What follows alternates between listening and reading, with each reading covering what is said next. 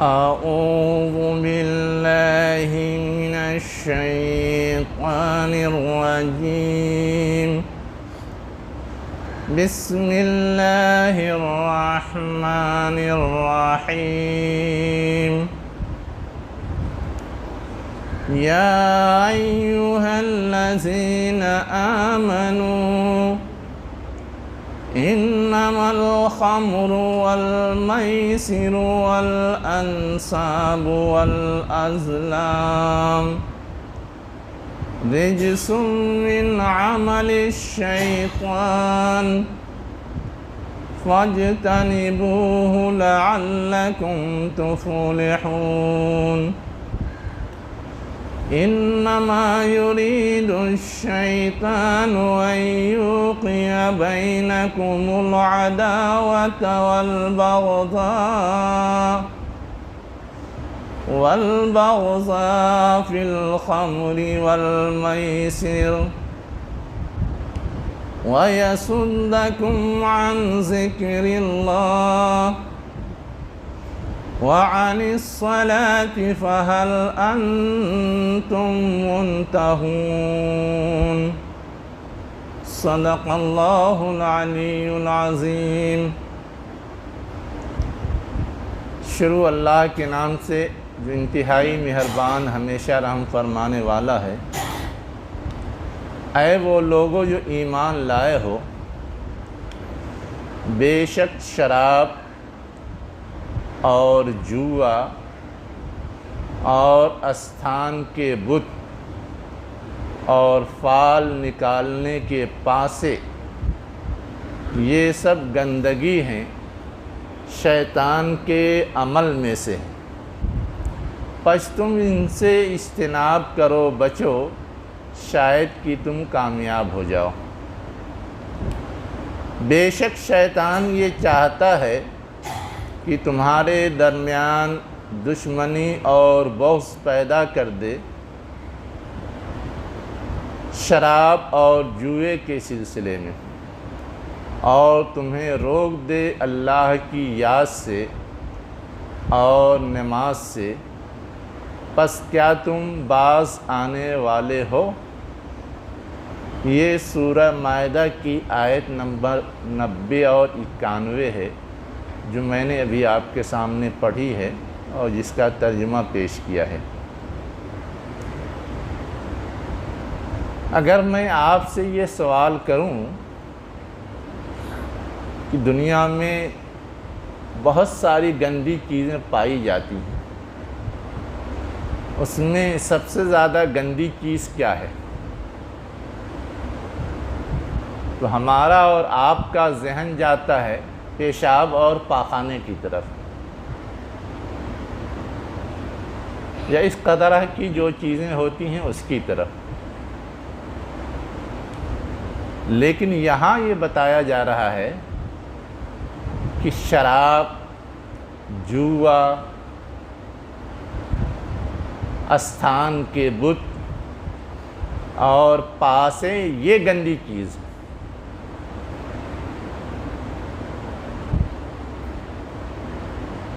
کیوں ہیں، کیسے ہیں، یہ بھی بتایا گیا ہے.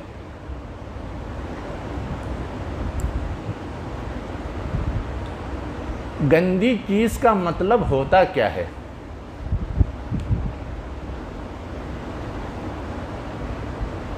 جو ہمیں نقصان پہنچاتا ہے، جو ہمیں خراب لگتا ہے. جتنی گندی چیز ہے اس میں بدبو ہوتی ہے تو اچھا لگتا ہے. جتنی گندی چیز ہے اسے اگر ہم استعمال کریں تو وہ ہمیں فائدہ پہنچاتی ہے یا نقصان؟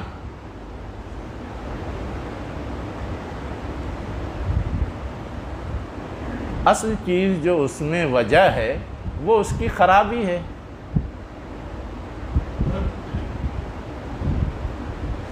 اب ہمیں اور آپ کو جو چیز دیکھنا ہے کہ یہ جو 4 چیزیں قرآن میں گنائی گئی ہیں، یہ اپنے اندر کوئی خرابی رکھتی ہیں یا نہیں، اس کا کوئی نقصان پہنچتا ہے یا نہیں.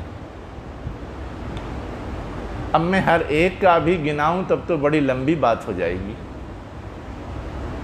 لیکن پہلی چیز بتائی گئی ہے شراب، خمر۔ خمر کا مطلب ہوتا ہے ہر وہ چیز جو انسان کے اندر نشہ پیدا کر دے، اس کے ہوش حواس کو مفلوج کر دے، خراب کر دے۔ اب کیا خیال ہے آپ کا؟ یہ شراب ہمیں اور آپ کو نقصان پہنچاتی ہے یا نہیں؟ پہنچاتی ہے۔ اس میں دو رائے ہے ہی نہیں کہ جتنی نشہ آور چیزیں ہیں وہ انسان کے لیے نقصان دہ۔ جو نشہ آور چیزیں بنتی ہیں، بازار میں بکتی ہیں، وہ صرف اپنے اپنے مفاد کے لیے بکتی ہیں کہ اس سے زیادہ انکم ہوتی ہے، وہ زیادہ سیل ہوتی ہے، ورنہ اس پہ بھی لکھا رہتا ہے یہ آپ کے لیے خطرناک ہے، آپ اس کو مت استعمال کیجیے۔ اب پھر بھی وہ بناتے ہیں، بیچتے ہیں۔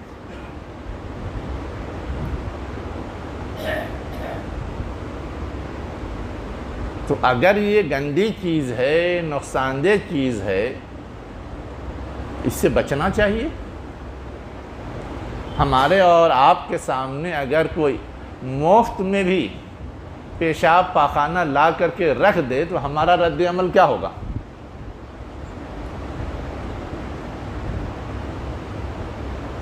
ہم صرف چپ رہیں گے؟ ہم صرف خاموش رہیں گے؟ یا ہم ایسا کرنے والے پہ ناراض ہوں گے، ایسا کرنے والے پہ غصے کا اظہار کریں گے، ایسا کرنے والے کو ڈانٹیں گے، ڈپٹیں گے، مار کے بھگا دیں گے؟ کیا کرتے ہیں؟ تو اگر ہم پیشاب پاخانے جیسی گندی چیز کے ساتھ اس طرح کا رویہ رکھتے ہیں کہ اس سے بچتے ہیں، کوئی پیش کرے تو اس پہ غصہ کرتے ہیں، ناراضگی کا اظہار کرتے ہیں، تو یہ شراب بھی نقصان پہنچانے والی چیز ہے، قرآن کہہ رہا ہے گندی چیز ہے، تو ہمیں اس سے بھی تو بچنا چاہیے۔ اور اگر کوئی پیش کرے تو ہمیں اس سے اجتناب کرنا چاہیے، اس پہ غصہ کرنا چاہیے، اس پہ ناراض ہونا چاہیے۔ لیکن ہم اتنے عقل مند ہیں یا بیوقوف ہیں کہ ہم اپنا پیسہ خرچ کر کر کے نشہ کرتے ہیں، اگر نہ ملے تو چوری کر کر کے، بھیک مانگ مانگ کر کے نشہ کرتے ہیں۔ اب اس کو کیا کہا جائے گا، عقل مندی یا بیوقوفی؟ لیکن زمینی حقیقت یہی ہے، گویا ہم خود جان بوجھ کر کے اس گندی چیز کو اپناتے ہیں، استعمال کرتے ہیں، اور پرواہ نہیں کرتے کہ ہمارا اس میں نقصان ہے۔ اب یہ حرکت جو ہے، اس حرکت کو کہا جائے گا عقل مند کی حرکت ہے یا کہا جائے گا بیوقوف کی حرکت ہے؟ یہاں بطور مثال اللہ تعالیٰ نے کہا کہ یہ ساری چیزیں گندی ہیں، اور یہ ساری حرکت جو ہے یہ شیطان کی حرکت ہے، شیطان کا عمل ہے، وہ بہت ساری غلط حرکت کرتا ہے، اس میں سے ایک حرکت یہ ہے، من عمل الشیطان۔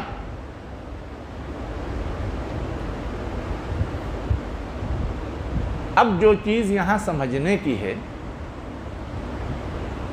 کہ گندگی اس کو جو کہا گیا، تو اس کا کیا صرف یہی نقصان ہے کہ اس سے ہمارا جسم برباد ہوتا ہے؟ جو لوگ شرابی ہوتے ہیں ان کی صحت خراب ہوتی ہے؟ بظاہر ہم یہ سمجھتے ہیں سگریٹ کے اندر نشہ ہے، لکھا رہتا ہے ڈینجرس فار یور ہیلتھ، خطرناک ہے تمہاری صحت کے لیے۔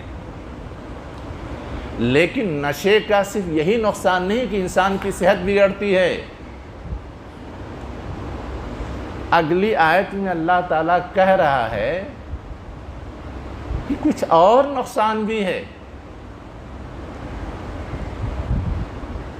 جو یہ نشے کی عادت کی طرف رغبت ہوتی ہے اور شیطان اس کی طرف لے جاتا ہے، اس سے آپس میں دشمنی پیدا ہوتی ہے، اس سے بغض اور حسد پیدا ہوتا ہے، اس سے اللہ کی یاد سے انسان غافل ہوتا ہے، حتیٰ کہ نماز سے بھی غافل ہو جاتا ہے۔ یہ بتایا گیا ہے۔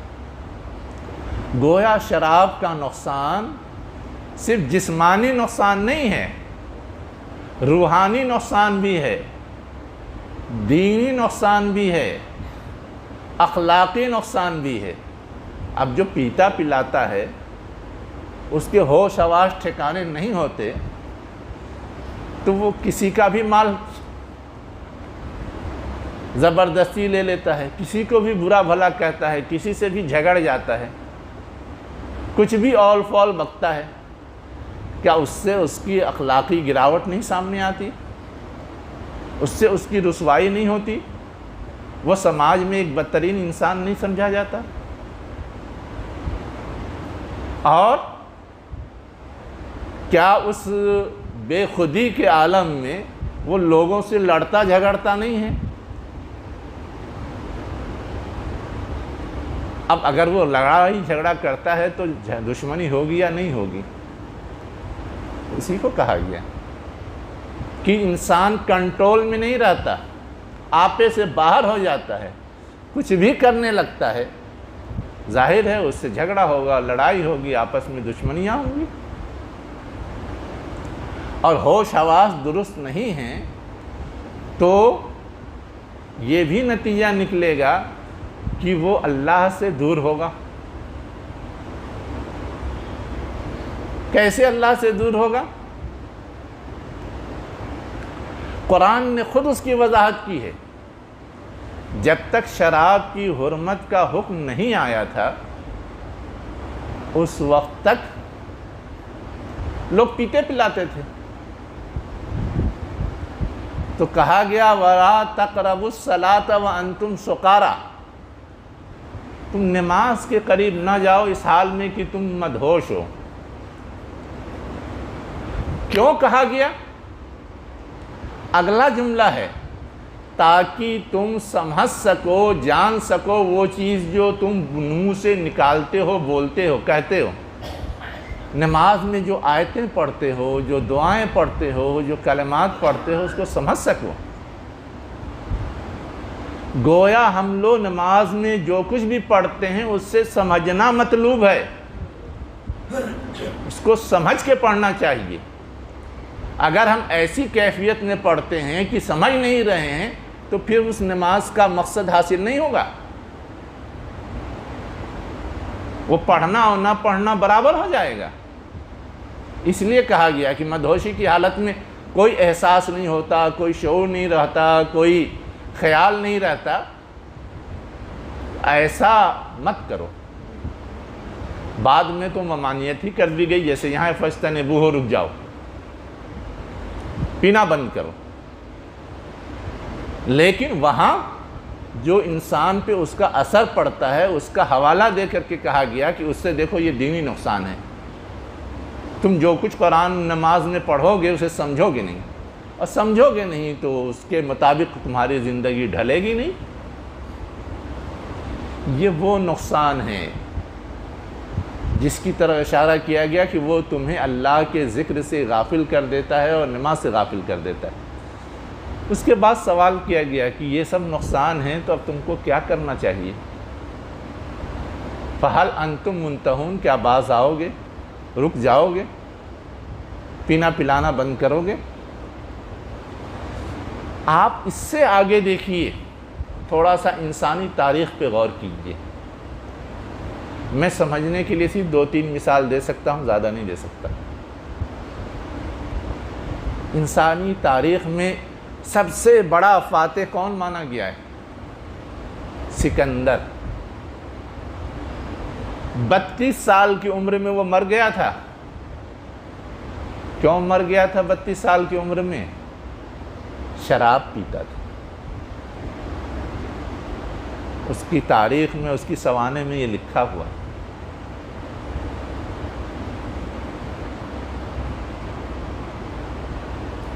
ہندوستان میں جو مغل حکمراں تھے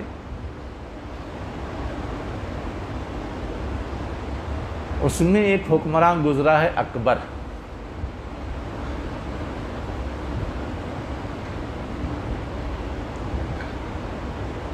اس کا بیٹا تھا ہمایوں۔ شیر شاہ سوری سے اس نے شکست کھائی تھی، اور کیوں کھائی تھی؟ اسی لت کی وجہ سے۔ نظم مملکت اور فوج پہ کنٹرول نہیں تھا، آپے میں رہتا تھا۔ شیر شاہ سوری نے شکست دی اور وہ ملک کا حکمراں بن گیا۔ بعد میں جب نشے کا اثر زائل ہوا تو احساس ہوا کہ یہ تو بڑا نقصان ہو گیا۔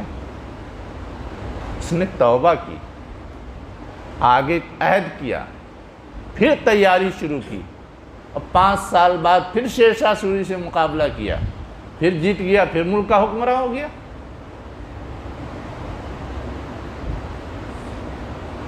وہاں بھی سبب کیا تھا؟ یہی تھا۔ اس لیے کہ جو پیلیں پلانے کے عادی ہو جاتے ہیں ان کو اپنے معاملات کی پرواہ نہیں رہتی، جو جیسا کرے کر رہا ہے، انارکی پھیل جاتی ہے۔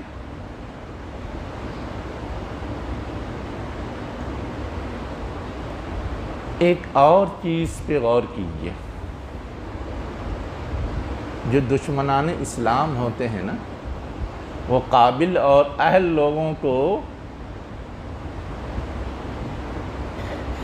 یا اپنے دشمنوں کو کمزور کرنے کے لیے نشے کا استعمال کرتے ہیں، ان کو مارنے کے لیے نشے کا استعمال کرتے ہیں۔ آج کل بدقسمتی سے یہی ہو رہا ہے۔ سب سے زیادہ نشے کا چلن مسلم علاقوں میں کیوں ہے؟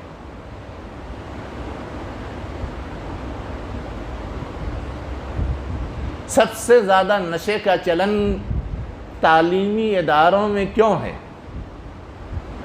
جس اسکول کے پاس جائیے، جس کالج کے پاس جائیے، وہ نئی نسل کو مفلوج کرنا چاہتے ہیں، اس لیے کہ آگے کے لیڈر تو وہی پڑھ لکھ کر کے وہ مفلوج ہو جائیں گے تو جاہلوں کو حکومت کرنے کا اور اپنی چلانے کا موقع ملے گا۔ آپ سوچ رہے ہوں کہ میں اپنی طرف سے یہ کہہ رہا ہوں۔ آپ کے ممبئی میں ممبئی یونیورسٹی ہے نا، وہاں کی سروے رپورٹ یہ ہے کہ 55% بچے وہاں کے نشے کے عادی ہیں۔ 55%، آدھے سے زیادہ۔ بڑی یونیورسٹی مانی جاتی ہے بنارس یونیورسٹی، 40% بچے وہاں کے نشے کے عادی۔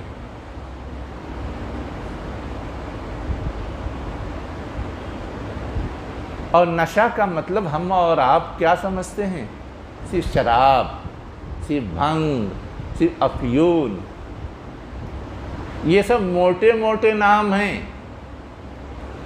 آج کل بڑی ایڈوانس شکلیں آ گئی ہیں۔ دواؤں کی شکل میں، گولیوں کی شکل میں بھی وہ چیزیں اب مارکیٹ میں ملتی ہیں۔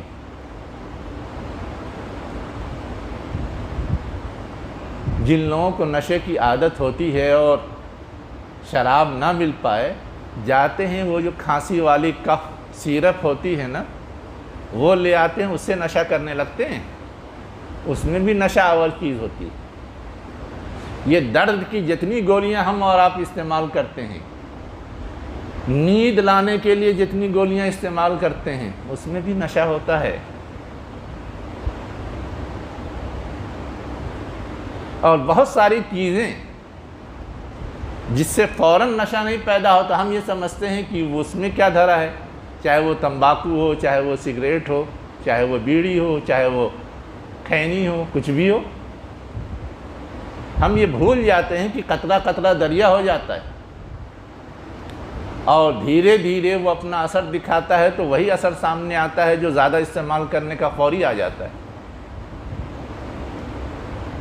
یہ تو ہمارے ہندوستان کے علماء نے اپنے لیے چور دروازے کے طور پہ ان چیزوں پہ صرف مکروہ کا فتویٰ لگایا ہے، ورنہ دوسرے ممالک کے جو علماء ہیں یا اور دوسرے مسالک کے جو علماء ہیں، وہ تو سیدھے سیدھے کہتے ہیں التدخین حرام۔ تدخین کا مطلب دھوئیں والی چیز، سگریٹ، بیڑی وغیرہ۔ اب پورا محاورہ ہے، سگریٹ کا دھواں موت کا کنواں۔ تو ہمیں اور آپ کو یہ بھی سمجھنے کی ضرورت ہے کہ صرف شراب ہی نشہ نہیں رکھتی، جس چیز کے اندر بھی وہ عنصر پایا جاتا ہے اس سے اجتناب کرنا چاہیے، اس سے بچنا چاہیے۔ اب بچنے کے لیے ذہن سازی بھی ہونی چاہیے، لوگوں کو اس کا نقصان بھی بتانا چاہیے جیسے یہاں بتایا گیا ہے قرآن میں، لیکن بیسک 2-3 باتیں ہیں جو سمجھ لیجئے۔ آپ پلان بنائیں گے تو نہیں ہوگا، فوراً اگر باز آ جائیں گے تو ہو جائے گا۔ اللہ تعالیٰ نے دھیرے دھیرے لوگوں کو اس کی طرف راغب کرنے کی کوشش کی، سمجھدار لوگ راغب ہو گئے اور باز آ گئے، لیکن سب لوگ باز نہیں آ رہے تھے تو آخری آرڈر دیا۔ اور ہم اور آپ جانتے ہیں کہ جب آخری آرڈر آ گیا کہ شراب حرام، تو سارے صحابہ کرام نے اپنی عادت چھوڑ دی اور جو کچھ تھا سب سڑکوں پہ ڈال دیا، فوراً منہ سے لگی ہوئی شراب پھینک دی۔ تو یہ جذبہ اگر ہے تو ہم بچ سکتے۔ اور اب زمانہ تو ترقی یافتہ ہو گیا ہے، ایڈوانس ہو گیا ہے، اب تو اس سلسلے میں بہت ساری دوائیں بھی آتی ہیں، یونانی میں بھی انگریزی میں بھی اس کے سینٹر بھی کھلے ہوئے ہیں۔ ہم اس کے ذریعے بھی جو نہیں چھوڑ رہا ہے تدبیر اختیار کر کے اپنے آپ کو اس سے بچانے کی کوشش کر سکتے ہیں۔ لیکن سب سے زیادہ اہم بات یہ ہے کہ اس کا موقع ہی نہ پیدا ہونے دیا جائے کہ لوگ اس برائی میں مبتلا ہوں، اس عادت میں مبتلا ہوں۔ اور قرآن نے اس کی پوری پابندی کی ہے، اللہ نے اس کا پوری رہنمائی کی ہے۔ عموماً عادت لگتی کیسے ہے؟ دوست یار کے ساتھ صحبت میں، ذرا سا سے کیا ہو جائے گا۔ کہا گیا کہ ایسے دسترخوان پہ مت بیٹھو جس دسترخوان پہ شراب پی جاتی، قرآن میں یہ حکم ہے۔ اور احادیث کے اندر تو یہ ہے کہ شراب سے متعلق کوئی عمل ہو، چاہے اسے خریدنا ہو، اسے چاہے بیچنا ہو، چاہے اس کا حساب لکھنا ہو، چاہے اسے ڈھو کر کے یہاں سے وہاں لے جانا ہو، ہر چیز حرام، کوئی حرکت نہیں ہونی چاہیے۔ بنانا تو بڑا جرم ہے۔ بنو ثقیف کا ایک قبیلہ شراب بناتا تھا، ان کی پوری بھٹی کو عمر رضی اللہ عنہ نے آگ لگوا دیا تھا۔ تو ہمیں اور آپ کو یہ بھی سمجھنے کی ضرورت ہے کہ جو چیزیں سبب بن سکتی ہیں ان سے بھی دور رہیں، ان سے بھی بچیں، ان کو بھی ملحوظ رکھیں۔ اللہ ہم سب کو اس کی توفیق دے تاکہ ہم اس برائی سے بچ سکیں۔ اقول قولی ھذا واستغفر اللہ لی ولکم اجمعین برحمتک یا ارحم الراحمین۔